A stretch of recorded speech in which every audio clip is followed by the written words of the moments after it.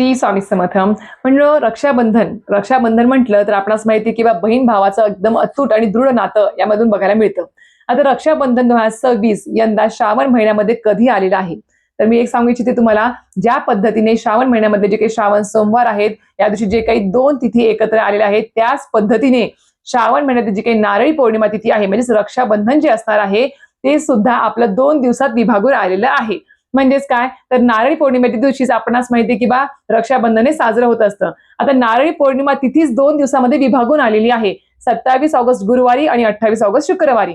आता खूप ताईंना प्रश्न पडला आहे, दादांना प्रश्न पडलाय की ताई, नेमकं रक्षाबंधन साजरं करायचं कधी, बहिणीने भावाला राखी बांधायची तरी कधी? तर नेमकं सांगेल मी तुम्हाला की 28 ऑगस्टला उगवत्या तिथीनुसार शुक्रवारीच आपल्याला रक्षाबंधन साजरं करायचं आहे, हे लक्षात ठेवावं. पण आता बघायला गेलं तर रक्षाबंधन आहे, बहीण भावाला राखी बांधताना सगळ्यात महत्वाच्या गोष्टी कुठल्या बघत असते, कारण की बहिणीला आपल्या भावाला उदंड आयुष्य लाभावं, त्याला कुठल्या कामात अडथळे येऊ नये, त्याला भरभरून उत्तम आरोग्य लाभावं, त्याचा संसार सुखाचा व्हावा, त्याला प्रत्येक कामात विजय मिळावा, यासाठी ही रक्षासूत्र बांधलं जात असतं रक्षाबंधनला.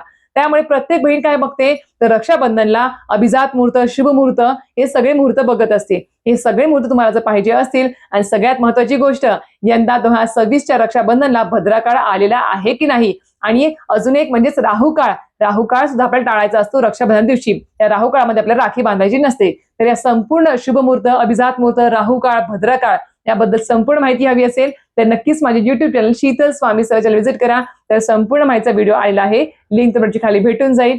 धन्यवाद. श्री स्वामी समर्थ.